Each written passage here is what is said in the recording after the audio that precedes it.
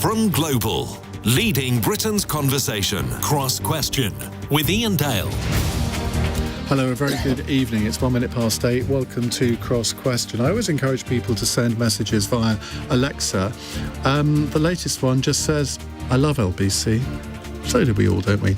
Our panel tonight consists of Winston Marshall, on my far right, a musician who's a former guitarist for the band Mumford Sons, and he hosts the Marshall Matters podcast. We'll hear all about that in just a moment. Wera Hobhouse is Lib Dem MP for Bath and the party's spokesperson on transport and climate change. To my left, Lord Jonathan Marland, Conservative peer, who's the chairman of the Commonwealth Enterprise and Investment Council and a former minister. And Dr. Charlotte Proudman is a human rights barrister at Goldsmiths Chambers, who specialises in cases related to violence against women and girls. Now, there is so much to talk about tonight. I'm sure we'll be getting questions on the strikes, but lots of other subjects that you might want to phone in about as well. 0345 6060 973 is the number to call, and you can text 84850 and send a comment via Alexa. Just say send a comment to LBC, and don't forget, you can watch everything on Global Player too. Call 0345 6060 973. Tweet at LBC. Text 84850. Cross Question with Iain Dale. This is LBC. Right, let's go to our first question. It's Tamar in Oxford. Hello, Tamar. Hi. Hello. My question is that given the higher intensity of trade unions in the past 6 months, do you think it's possible to have reach a period of a general strike within the next 6 to 24 months, or more combined union movement? Vera. I couldn't hear the full question, but I get the gist. It's about strikes. And today we have got the teachers' strike. Oh, it was really, do you foresee a general strike within 12 months? Well, I hope we can absolutely avoid that, but that needs a really constructive dialogue that the government has with all the professions, including the teaching profession. I was a secondary school teacher. I know that many of my ex-colleagues are highly professional, skillful, dedicated. Our children need a good education. They deserve that. That's the future. So we need to make sure they get their education. But we do not sort of get the children their good education if we are alienating our teaching profession. They're exhausted, they feel undervalued. We need to make sure that they stay in the profession. We need to make sure that the government doesn't create a showdown between unions and the profession so that children can get the education. But we stop teachers leaving in droves. And this is a problem that we currently have. We have a government which doesn't engage. And yeah, I hope we don't come to a general strike, but the government really needs to engage, and it is the fault of the government that currently so many professions and so many sectors feel that the government doesn't listen. But Gillian Keegan has sat down with the unions, the Education Secretary, on quite a few occasions. Well, I mean, are you just saying that she should just give in to all their demands? I'm saying that what I hear is that these discussions are not really constructive, and she doesn't really properly listen. And I think the government is hell-bent on creating some division and creating some showdown, which I think is incredibly unhelpful. It doesn't really help anybody. Jonathan Marland. Well, if you were conspiracy theorists, Ian, you would think that the unions, in conjunction with the Labour Party, are contriving to get rid of the Conservative government. The unions, It is the job of the Labour Party. Yes, but it's not the job of the unions, even though they are the biggest funders of the Labour Party, so they're aligned. And I wouldn't rule out any more trouble in the future. I think there'll be a lot more trouble as things gets worse. I think the really sad thing is, for me, who has worked in government and enjoyed working with many people in the public sector, but now in the private sector, that the country is in a very bad way. We're paying more tax than we've ever paid, and yet there is a group of people that want to push us further into trouble. And I really hope that both sides see the reality of all this, that we can't cope with the demands that are happening, and that the sense prevails over both for the best interest of the country. So we're paying the highest taxes we've ever paid. The economy is in a lot of trouble. Inflation's at its highest rate. Who's been in government for the last 12 years? Well, I don't think you need to ask me that question, Ian, because you've been observing like I have. But I mean, you can't say that it's not the government's fault that we're in this situation.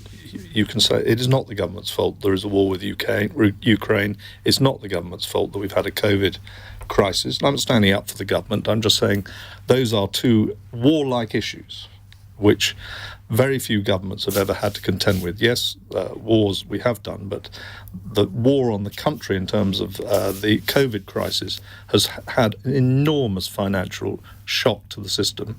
I think the government did incredibly well in providing furlough for so many people that are now striking, by the way, that I just think it's a shame, and I think people should recognise that it's the best interest of the country that we do all give our bit. I don't want to stay here and pay the taxes I'm paying any more than you do. That's a completely credible argument, but you hear very few government ministers putting it. No, I agree, and I think you're totally right, Ian, as you are on most things. Enough creeping. No, well, I know when my bread's buttered, but they're so bad at messaging all this. I mean, I said to the government years when COVID was happening, what the country will tolerate is a tax to pay for the National Health Service after COVID. Why don't you go out and say, we're all going to have to pay 5% more tax or whatever it is, all of us, to pay for COVID. And the country will get it. They'll hate it, but they'll get it. They'll understand it. And that then starts rebuilding the balance sheets. But their messaging has been bad. I completely agree with you. It's been messaging has been bad on a number of issues.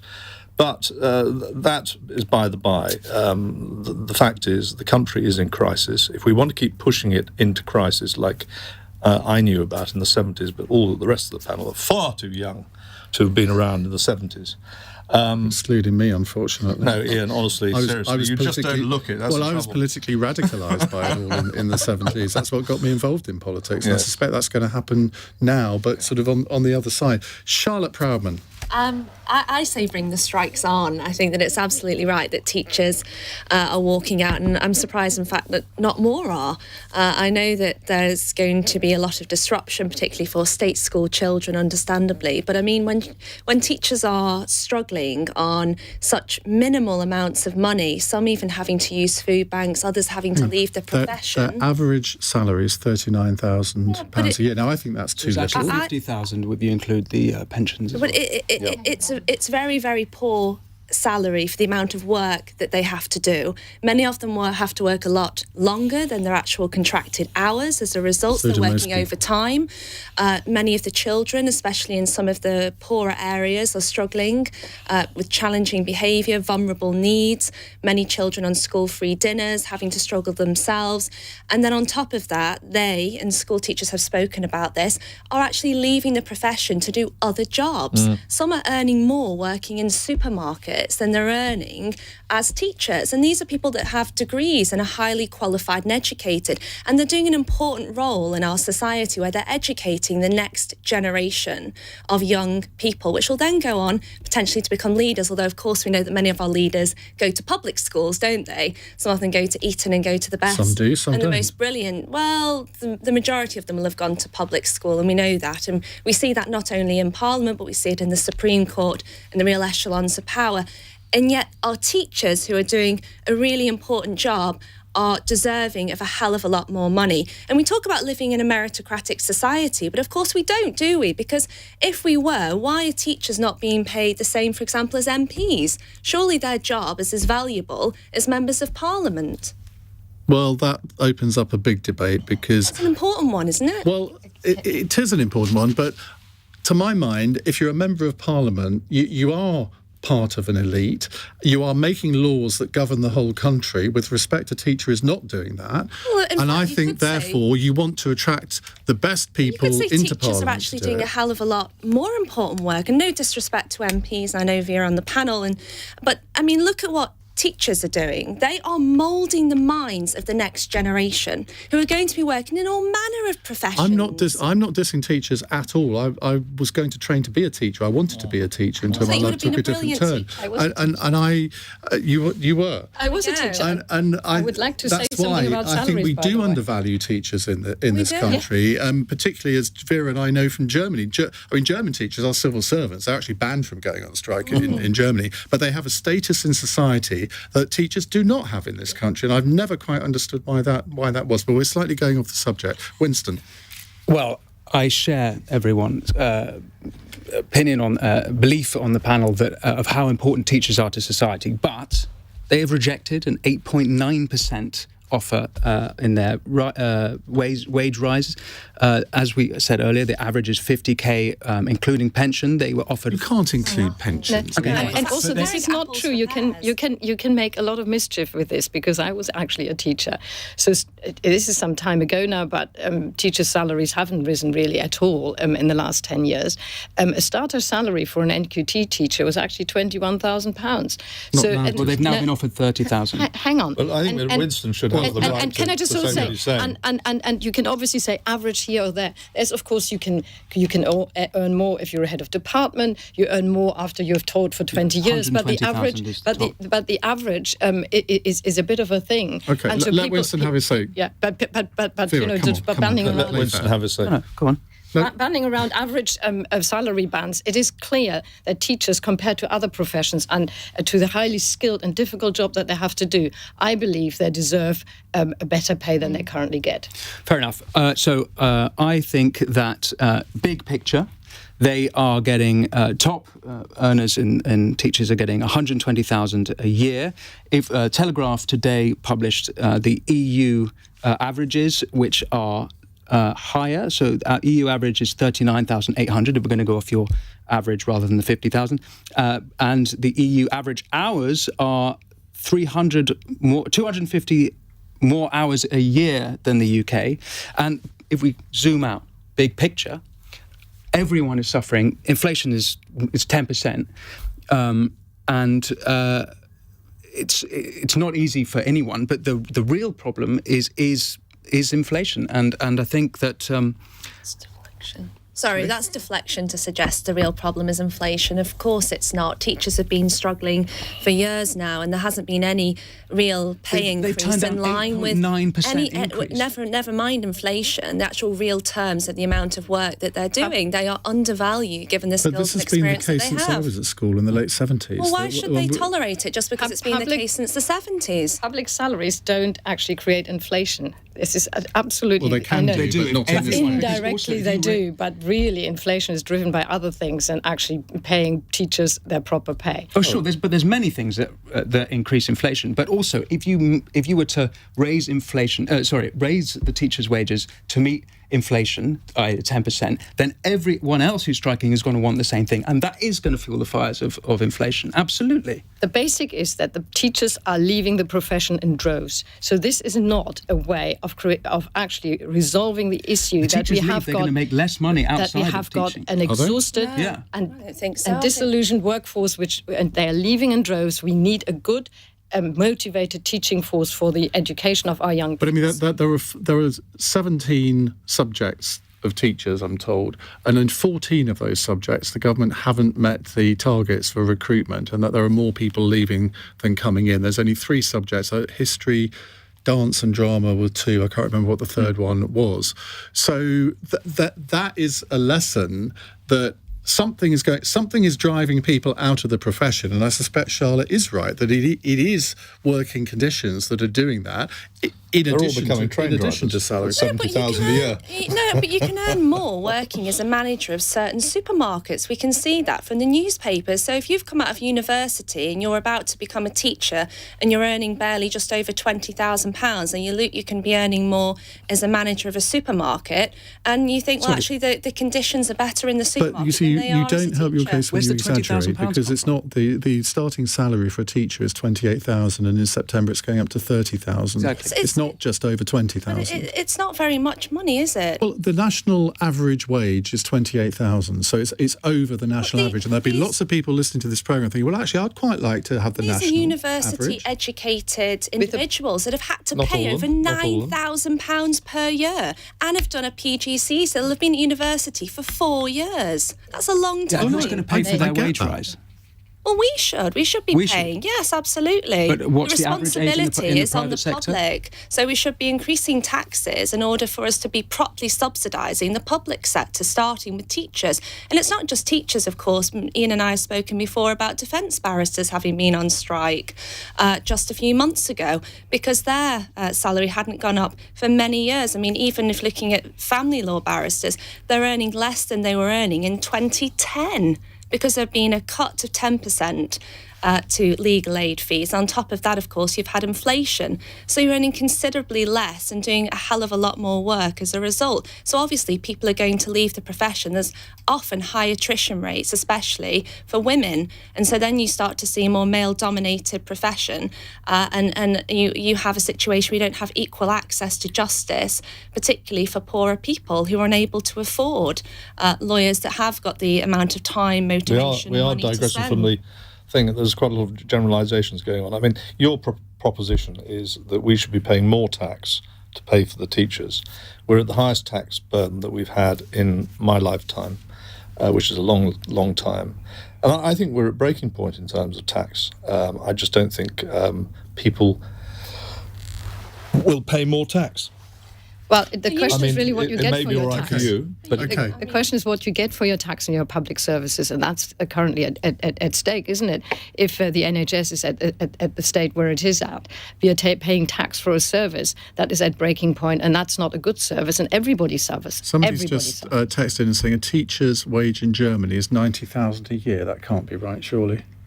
Well, I can't. might be give you- right, I actually. can't. It's pretty high in We Germany. will do a bit of Googling in the high. break. Well, I mean, my sister's a university professor, and she doesn't earn that much money. So I would be surprised. But as I say, you can always make hay with all sorts of statistics. And I think we The should. statistics are helpful. I don't think we should be brush them aside. careful. We should be careful, just sort of generalising. The bottom line is going back to teachers. They're leaving the profession in droves, and our young people deserve a good, motivated Last word on this workforce. goes to Festus on a tweet who says, please tell Charlotte that there's nothing wrong with being a manager in a supermarket or getting paid well to work in a supermarket. Yeah. We all have to eat. Supermarket managers of the Well world said. unite. It's 18 minutes past 8. LBC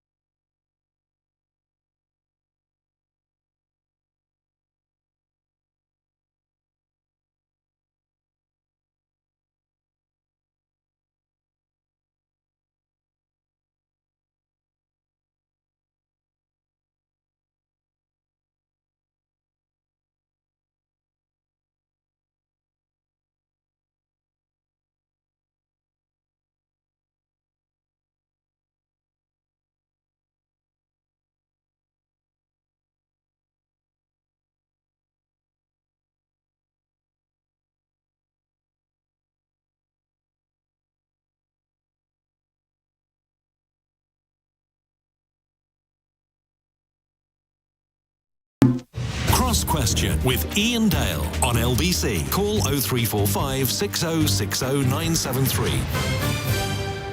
21 minutes past 8. My powers of Google are not what they were. I'm trying to find out what the average German teacher's salary is, but they quote them in euros and per month rather than per year, so I'm giving up, I think.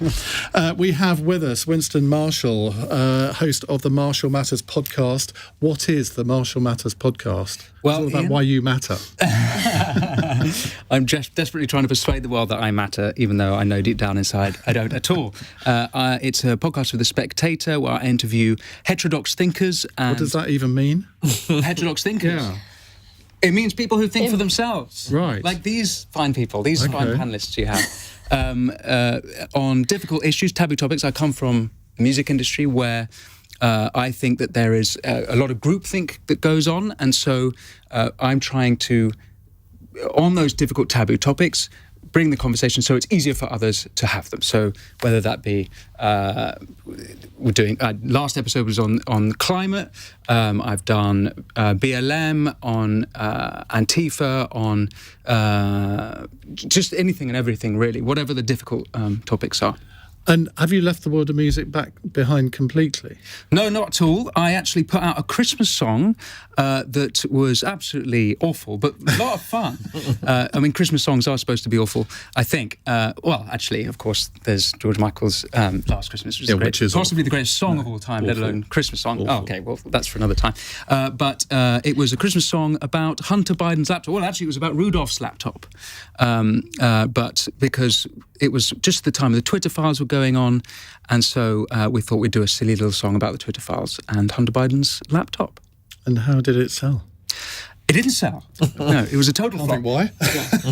But we'd had a cool AI art. But art isn't about money, Iain. Okay. Sometimes it's about expression. All right. And moving people. I believe you, thousands wouldn't. We also have Wera Hobhouse with us, Lord Jonathan Marland and Dr. Charlotte Proudman. Let's go to our next question. Mike is in Arundel. Hello, Mike. Good evening, Iain. Good evening, panel. My question is it not possible, for the sake of public confidence in Rishi Sunak, to just suspend one of his senior ministers while under investigation for multiple allegations of bullying? You're talking about the Deputy Prime Minister, Dominic Raab. Jonathan, I'm sure you'll be delighted that I come to you first on this. I mean, if I was accused by 24 members of staff at LBC of bullying them, I think I would probably be suspended pending the outcome of that investigation. Wouldn't that be the right thing to do here? Well, it's such a difficult one to answer. I think if you went back to Nadeem, for example, if I'd been him, I would have certainly stood down from the cabinet. He was party chairman, so he didn't have any ministerial authority whilst the investigation... He was a minister without portfolio. Yeah, but I would have stood down from that, and whilst the investigation was pending, I think the investigation actually was far too quick. He didn't really have the right to reply. Doesn't mean he was right or wrong, but he certainly should not have been leavers of government. I think that with all these things, it's up to the individual themselves. I'm a great one for resigning. I'm a great admirer of Peter Carrington, and I'm sure you are, Iain, who resigned over what he thought was his lack of performance over the Falklands thing. I think if ministers do feel that there is credence in it, then they should resign as a matter of honour. And I think the more honour that comes back into politics, the better. That doesn't mean to say I'm prejudging what Dominic Raab says. This is being led, of course, by former Permanent Secretary Simon MacDonald. When I was in government, if there was any bullying, the Permanent Secretary would come up to me and say, not that I did it, by the way, you want to be careful how you do that. And this, of course, is the man who brought down Boris Johnson, was sacked by Boris Johnson because he was being very difficult to him. So I don't think it's him making the allegation. He's one of them. Being called as a witness. Yes, but he's one of them. If there are 24 civil servants across varying departments, including the one that he currently runs, it's all a bit of a coincidence. Well, none of that have anything. I'm not disagreeing. I'm merely saying there is one central troublemaker in it. He went live on it a couple of days ago. I think it's One of those things, I think Dominic must, I don't know him really, actually, so he must consider his position. And if he thinks it's an honourable thing to do, stand down, then he should. What about the Prime Minister? Because if, and I'm not prejudging the outcome of this inquiry, but if he is found guilty and he does resign or is sacked, of course, the questions are going to come back to the Prime Minister saying, well, why didn't you take action before, just as they were on Nadeem Zahawi? Well, because, curiously enough, I know that it doesn't happen that often these days, you're innocent until proven guilty, and I think that's right. We shouldn't prejudge whether Dominic Raab is guilty. He's saying he's innocent. He should have the right to appeal his innocence, and that is the right of the kingdom. If he's done something wrong, as I said, he should resign as a matter of honour, a matter of principle. Winston Marshall. Well, I think I agree in that this, in this country, you've got to be innocent until proven guilty, and there should be all the appropriate, procedure to go through. And but the only thing that sort of struck me, and perhaps is a little controversial, is that the bullying accusations came from the civil service, who I don't particularly hold in high esteem. So, and there is a reputation that the civil service drag their feet, particularly with politicians who are actually elected and represent people, and so whatever happened, I'm sure it's a lot more complicated than we certainly know there at the moment, and so I'd like to understand better. Are you suggesting they're making that up? All the civil servants are making that up? I'm not suggesting that they're making it up, but if, let's say, there's a politician who's trying to be tough and get stuff done, I don't know what happened, but let's say he's trying to get stuff done, and they don't like what they're being told to do, they might then feel like they're being bullied. Well, I would say, I'm leading a team. I want to get stuff done. Uh-huh. I hope I get some stuff done. And it is a tone that matters. You have to have a team around you. You have to understand everything that you get done. You actually get done as a team. You're most effective if you're a team. Bullying your staff or bullying your team is the last thing that allows you to get stuff done. So where are we if at the top of government we've got somebody who has all these bullying allegations hanging over him, and the Prime Minister is just sitting by? What a terrible example that sets for us. He isn't sitting by because he's actually instituted an inquiry. Yeah, he's not sitting by at all. And also, what Winston is saying is what is the definition of bullying, rather than anything else. And I think that's perfectly acceptable. I got accused last night of bullying the person sitting in your chair, Vera, because I apparently cut her off and went to somebody else. Now, to my mind, that wasn't bullying, but somebody listening thought it was. And so I think... Indeed, but if we all know what we think bullying is, but I think what Winston's saying is there comes a point, if you're a minister and you feel that your civil servants are obstructing what you were democratically elected to do time after time after time, and then in a meeting you raise your voice... Is that bullying? That's exactly the point. The investigation will obviously find out a little bit more about it, but independently people have raised their issues. I believe, and I'm taking my protection from harassment through Parliament, which is sexual harassment, but also harassment. But the thing is really about a culture change of creating workplaces where we respect each other. Yeah, and so bullying is in the end very much in the eye of the receiver. The receiver, absolutely. I agree with you on that, but Charlotte, is raising your voice to someone bullying? No, I didn't say that. No, first of all, Vera didn't say that. No, I wasn't saying that you did, but I'm just asking the question. I understand that entirely. And I think we have to be really clear that the accusation is not just raising your voice, which some might find intimidating. I wouldn't call that bullying. Certainly there's been a suggestion that one of the allegations is Dominic Raab being akin in his behaviour to an abusive husband, which has resulted in staff experiencing suicidal ideation. Now that is a world away from raising your voice in a meeting or trying to get stuff done. And let's remember, Dominic Raab is not just responsible in part for helping to run the country as Deputy Prime Minister, he's also the Justice Secretary. So he's in charge of our justice system. And yet here he is accused of serious bullying allegations in his senior role, and yet he's allowed to continue in that role rather than being suspended whilst that investigation is underway. Now, if that was somebody else in such a senior position, no doubt within the justice system, I would hope and expect that they would be suspended. It is wrong, and it is a poor example that has been set by our government that other people are looking on. I think it's shameful. We're going to be talking about this subject a lot more after 9 o'clock, because I want to hear if you've been bullied in the workplace and what you've been able to do about it, if anything. But that's coming up in half an hour's time. Many more questions to come, Mike. Thank you very much for that. 0345 6060 973 if you would like to ask our panel a question. It's 8:31. Let's get the latest news headlines on LBC with Charlotte Morgan. The General Secretary of the PCS Union has told LBC civil servants are likely to continue striking throughout this year. They've joined teachers, train drivers and other public sector workers at the picket lines today. The government says the pay rises they're asking for are unaffordable. The funeral for Tyree Nichols is taking place in Memphis. The 29-year-old died after a violent attack by police officers during a traffic stop 3 weeks ago. And a tiny but highly dangerous radioactive capsule which fell off a vehicle in the Australian outback has now been found. Authorities had been searching the 800-mile Great Northern Highway to recover it. LBC weather, heavy rain for northern Scotland tomorrow, drier in the south with a high of 12 Celsius. LBC.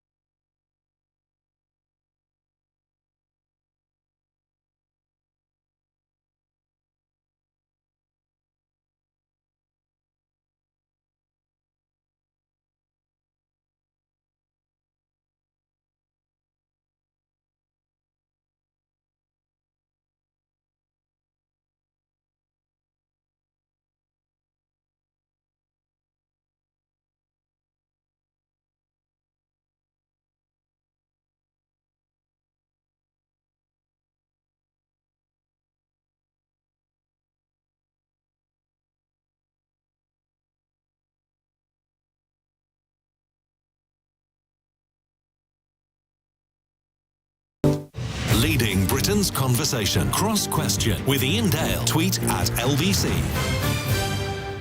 Well, let me reintroduce my panel to you. Let's go right round the table. Winston Marshall used to be the guitarist for Mumford Sons. Wera Hobhouse is Lib Dem spokesperson on climate change and transport. Jonathan Marland, Conservative peer, former government minister, and Charlotte Proudman, human rights barrister at Goldsmiths Chambers.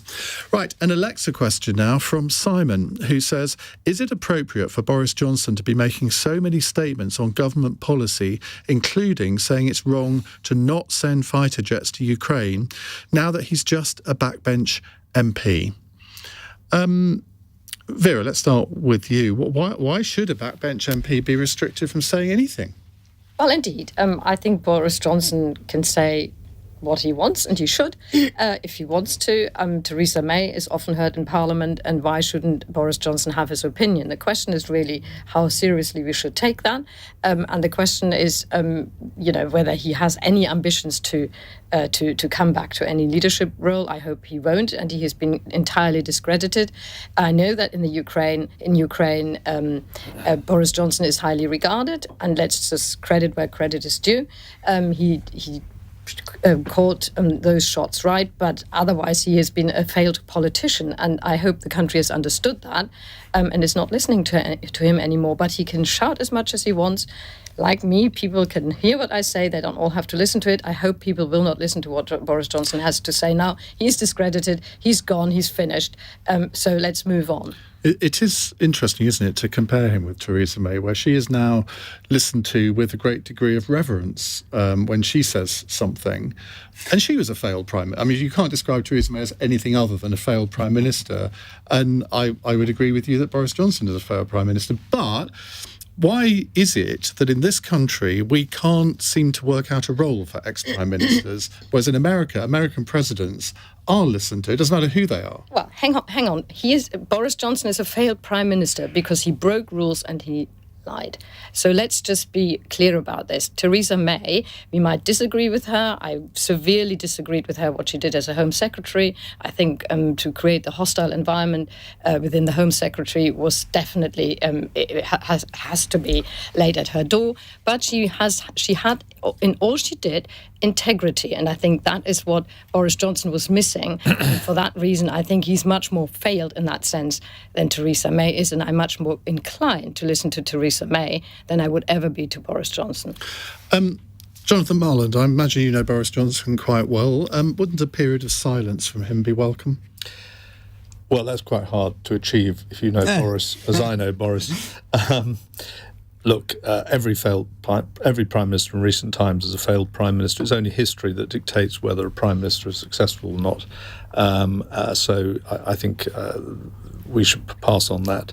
I think he's perfectly entitled to talk about Ukraine. He's just been out there. He's a national hero in Ukraine.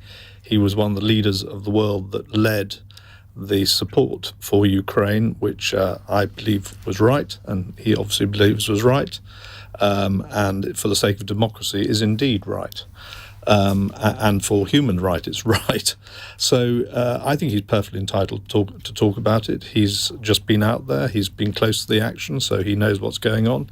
And I disagree. I don't think he has been pontificating about government policy in other areas. He's been enjoying putting hay in the loft, as I've described it in the past, and that has been his focus. But as he's been in Ukraine, I think he's perfectly entitled to talk about it. Do you think Rishi Sunak is wrong to refuse to send RAF fighters to Ukraine? I think at the moment, yes, definitely. He's wrong? Yeah. Charlotte? I think it's definitely right not to send. Sorry, it was a double negative. So you agree with him? You've got to be very simple. You agree with Rishi Sunak? Simple questions to me. Yeah, I agree with Rishi Sunak. We shouldn't be sending fighters to Ukraine. Charlotte. So Boris Johnson, I mean, I think it's fair to say that I'm not his biggest fan. But I mean, I think it's right, as Vera says, that he has the right to be able to speak about all manner of political issues as a backbench MP. The question is who he holds sway with and whether he still has credibility amongst not only his peers, his constituents and other members of the public. I suspect that he is biding his time and waiting for a comeback into politics, and so laying the ground in an area... Well, he's still in politics, isn't he? Forgive me, when I say politics, I mean Prime Minister. That's what I mean.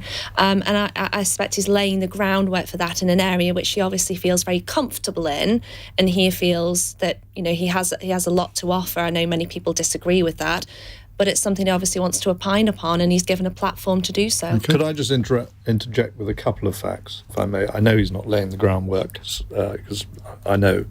And he's got to, because I know him well enough to know. Has he actually said to you, I never want to be Prime Minister again? No, he's not. He's never said that. And you wouldn't ever say, I never, ever want to do anything. And you know that as well as I do. We have to judge people by what they do and say, don't we? No, and what he is concentrating on. Well, I mean, you can play with words, Iain, and you're better than anyone at doing it, but the fact is that is not his focus at the moment. His focus at the moment is going through the committee that has the standards committee that is very important, which could prevent him from being Prime Minister anyway, ever again, or in fact an MP. And the next thing is he is in quite a vulnerable seat. So those are the things that he's going to focus on. And that is why he didn't come back. When he came back, he didn't run to be Prime Minister. He might be my neighbour. According to the local media, Really? He's looking at a house in Tunbridge Wells. For a rather sizable amount of money, I have to tell you. That is the really moving up market. Exactly. Well, they're screaming kids. Just as I'm trying to move out. Winston. Well, the only thing I'd add, and perhaps it's a slight disagreement with my co-panelists, is that his voice has quite a lot of gravitas on the international level. And so even though we know he's just a backbench MP now here, when he says something, he's, as has been said, extremely popular in Ukraine. And I think his voice, what he says, will be heard by the Kremlin. And I think, considering this is such a sensitive war, and we are in danger of escalation to an extremely this could go awful. And so actually he should be a bit more sensible about what he says, and perhaps to speak with Sunak about what's appropriate, given that every word can have a consequence. An Alexa message here saying you're all communists, and if I had my way, I'd shoot the lot of you. That's Thanks, Alexa. that's from Vladimir in Moscow. That's hate speech on LBC. Let's go to our next. Can I say I'm not a communist, please? Let's go to Stephen in East Grinstead. Hello, Stephen. Hi, good evening. I'm enjoying your fiery panel this evening. Well, it's quite a sparky one, isn't it? The Prime Minister made it to 100 not out today. Did the panel think he'll reach the next general election without being bold? 100 days since Rishi Sunak became Prime Minister. It seems so much longer, doesn't it, in some ways? Will he last till the next election, or will he be bold? Winston? I don't know the inner workings of the Conservative Party. I don't know what's going on in there. So I don't think anyone knows. Well, consider yourself lucky. They need. Well, I don't know who the other options are. What we saw when Boris ended his premiership was that there's absolutely no talent in that party. Actually, there's a couple, but they didn't. I thought Kemi would have been a good option. I'd have much preferred her than Rishi. But aside from that, there's a severe lack of. Vera's just fainted. Yeah. Okay. Well, we can get to why you dislike Kemi in a second. But aside from that, I don't see any real talent in that party. So if Rishi doesn't continue, who's going to take his place? Charlotte? I'm not going to speculate as to who's going to take his place. I'm not a Conservative Party supporter, and even if I was inclined to be, really, that's a surprise. With the current front bench, I definitely wouldn't be inclined to be a swing voter either. I mean, Rishi is more drippy Rishi. I mean, he just, certainly when I watched him at PMQs against Keir Starmer today, I thought he was really struggling. And I think Keir Starmer's right to say that he is weak, or he certainly comes across as weak. Of course, there have been a lot of scandals more recently involving many of his MPs, but he hasn't acted quick enough. And we've just spoken about Dominic Raab, and in my view, that's another example of fatal error of judgment. And as a result of that, so you'd rather he rushed to judgment rather than went through due process? I don't think it's rushed judgment. That coming from a lawyer, I must say, a human rights lawyer. I think that's a bit. Totally disagree with that, and I think that's wrong to even suggest that. This is someone who's been accused of something very serious regarding his own staff members who reportedly experiencing suicidal ideation. Why on earth should he continue in that job while the investigation is ongoing? So you want all the people you work for to be guilty until proven innocent? That's certainly not what I said. Let's just go back to Rishi Sunak. One at a time, Winston. If you get rid of ministers as soon as anyone's accused of bullying, then that's just an easy way to get rid of him. Oh, I accuse him of bullying. So we have to wait and find out whether he's actually been bullied. You can't just take him down justice does have to be done, but it's important that there is a process in place so that staff members can continue working so that they feel safe. Mm-hmm. And to suspend someone while that investigation is ongoing is part of the due process. Sure, but then the civil service can then just accuse everyone of bullying. Are you suggesting that people lie about bullying and harassment? Let's just come back to I don't think it's out of the question. That's what I don't think it's out of the question. Okay. And my panellists to my right are suggesting. Let's just go back to the Vera. question. We were promised the first speech that the Prime Minister made was accountability, professionalism, integrity would be the basis of his government. What does he do? So the first thing that he does is he gets back within 6 days Wera Hobhouse, who had to actually step down and was sacked because of a breach of code of conduct. He had to finally get rid of or sack Nadeem Sahawi after allegations were floating around since the summer, and he turned a blind eye to that one. We are hearing now, again, Dominic Raab. He can't make up his mind about whether he should be suspended. Can we get back to the question? The question is, what do we get from this Prime Minister? No. The question is he going to last till the next election? That's what our listener wants to know. He is presiding over a party that is just fighting with each other and not really getting anything done to solve the crises that this country faces. I don't care who's at the helm of this failing party. I just focus on the next general election, make sure that the Conservatives are not in government anymore.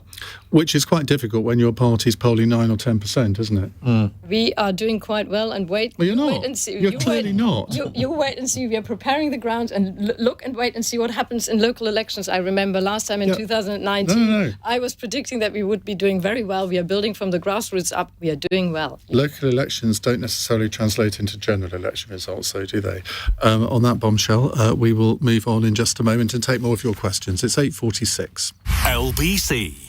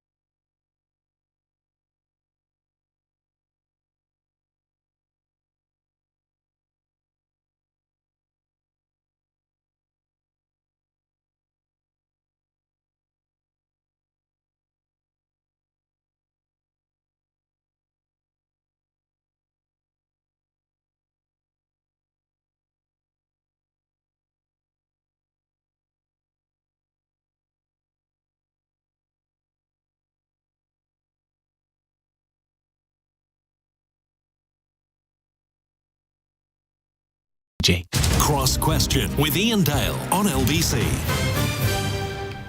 Winston Marshall, Wera Hobhouse, Lord Jonathan Marland and Dr. Charlotte Proudman with us answering your questions. Right, here's a text question, an important one from Caroline in Lewis. A Labour MP says she was bombarded with death and rape threats after speaking out against the horrible Andrew Tate.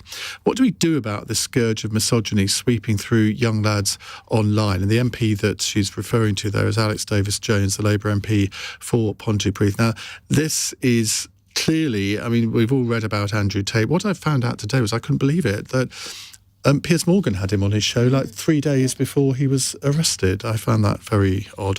Charlotte Proudman, this is kind of your area, isn't it? Yeah, they invited me, actually, I say they, a podcast invited me to come on and debate with Andrew Tate just shortly before he was arrested and Greta Thunberg took him down in one of the most famous tweets of last year. So for those who don't know, Andrew Tate is a well-known self-proclaimed misogynist, and he has had billions of views, more views than there are people on the planet, and he's extremely influential in propagating a view that women should be objectified, degraded, and viewed as subservient to men. He's spoken about victim blaming in cases of rape. He says that a woman's role is in the home. He was booted off Big Brother after a video emerged of him beating a woman. And then he bragged about using a scam by way of webcams, where he put women in a room and they were on a webcam and they were to speak with men, and he charged about, say, $4 an hour, making apparently an absolute fortune of this. And then he put up these videos many of them, in fact, getting, as I say, billions of views, of him on yachts, smoking cigars, surrounded by women, driving fast cars. And he tried to show himself as a man who has literally everything, and presenting this view of toxic masculinity that many men, unfortunately, want to conform to. And so either men watched it and thought, I aspire to that, I want to do that, or men watched it and potentially felt insecure by it, but still wanting to do that, and so engaging with women online. So it's quite a profitable, marketable business in the way that he used the webcam sites. And in many respects, the men who were actively engaging with Andrew Tate's material were also victims, as well as the women. He was grooming them to profiteer from them, and he did so successfully. But what do we do about the young men and boys that are watching this material, I think, is a really important question. So thank you to the person that has sent this in, because I think that it says an awful lot about the way in which men view and value women and girls in our society. And it does say a great deal about misogyny when 1 in 4 women are raped or sexually assaulted and 1 in 3 are experiencing domestic abuse. Andrew Tate, unfortunately, is saying what a great number of men think and would like to do to women. And I don't say that lightly, but looking at the statistics of how women are treated in our society, it's an extremely grim view. We need to start with schools. You know, we spoke before about rape culture that's the problem, in our because schools. he is apparently very popular among sort of 13, 14, 15-year-old boys. He is. And schools are having to Absolutely. cope with this. Absolutely. And teachers are saying, you know, we've had teenage boys coming into our school and making comments that Andrew Tate has said on these videos, as if it's acceptable to speak to another girl in the classroom like that. And then we wonder why we have rife sexual harassment and rape culture in our schools, and that's part of the reason. We need to target it at an educational level early on. But of course, we've spoken about the teacher strikes and how teachers are struggling already with complex needs. And this is one of them. When you look at the way in which we have social media, which seeps into every aspect of young people's lives, as well as I think this is really critical, is showcasing the importance of healthy sexual relationships and partnerships. So rather than looking at relationships by way of owning a woman, predominantly by a man, we need to look at the fact that equality, mutuality and respect, enjoyment and pleasure amongst both parties is important, and that's something to be valued, and that's not what Andrew Tate does. Vera.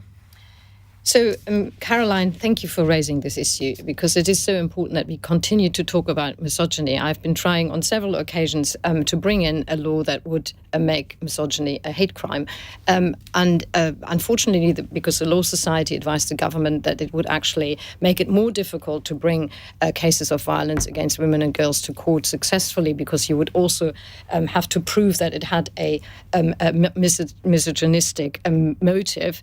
The government was advised against it. I still think that actually it would send a very strong signal that we as society are really stamping down on misogyny. And yes, this has to go through all society. That's education in schools, but also creating respectful workplaces. And I mentioned earlier, on Friday, I bring through Parliament my private member's bill to protect workers, employees from sexual harassment in the workplace and make employers responsible, that they have to be shown to have shown all reasonable steps to stop that sexual harassment. So we need, through the whole of society, a culture change that doesn't happen tomorrow, but we need to start, and we need to start big, and we need to start, I think, with changing the law and making misogyny a hate crime. Winston. I think why Andrew Tate is so dangerous is because half of what he says is actually inspiring in a good way. Now, that's not to say that half of what he says isn't absolutely repugnant, and I agree with a lot of what you said, Charlotte.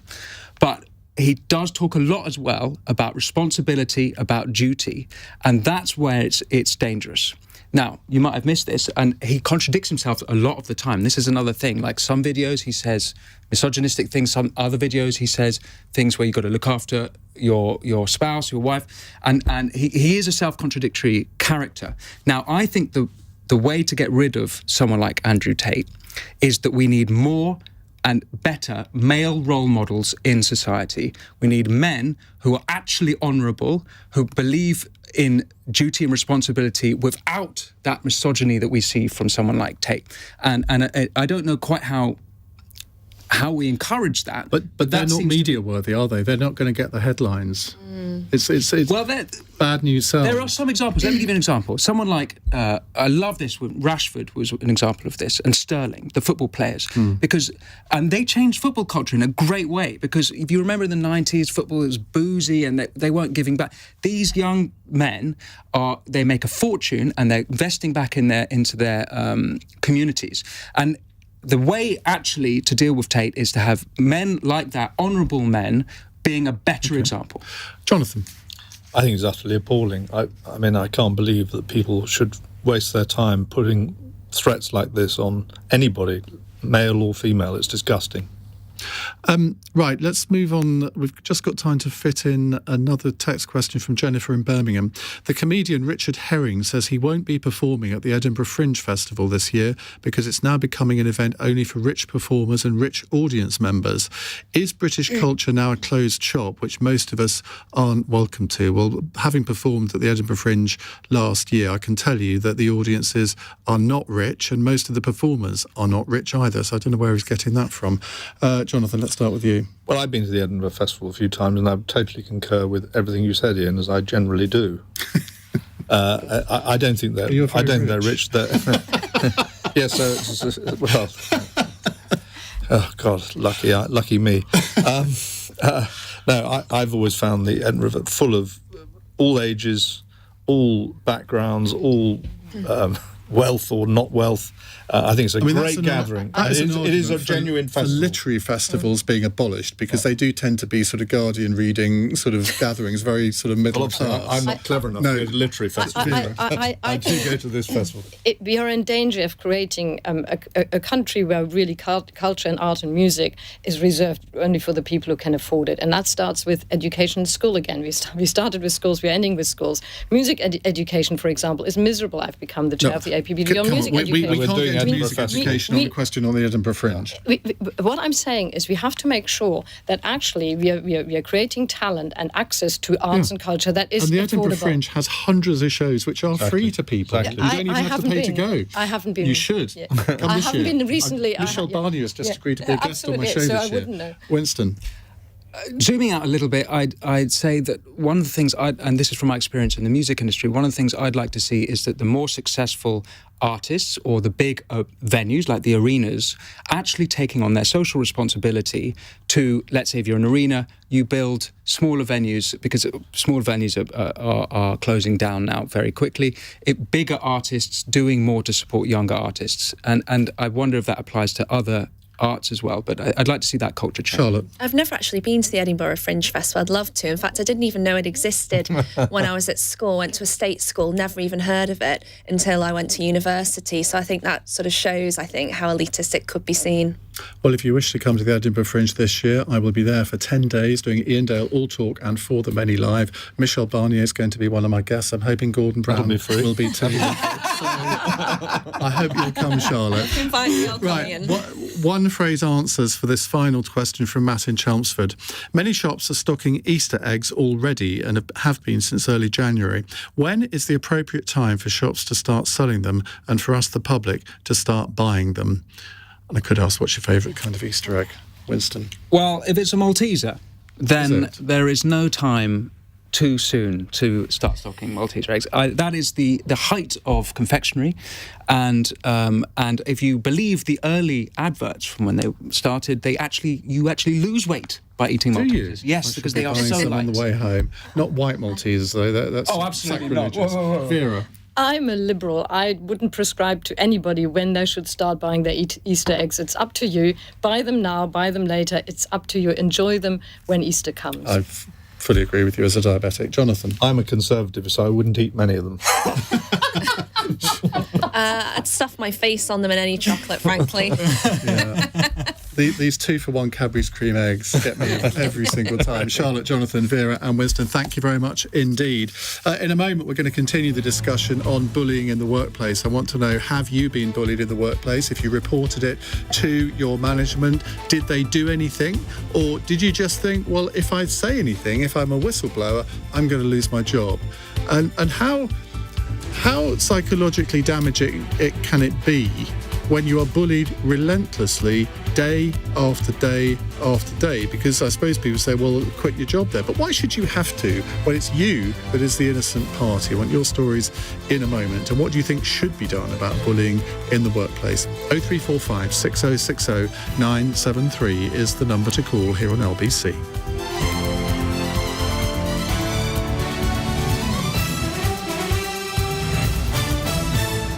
On your radio, on Global Player, and Play LBC. leading Britain's conversation. This is LBC.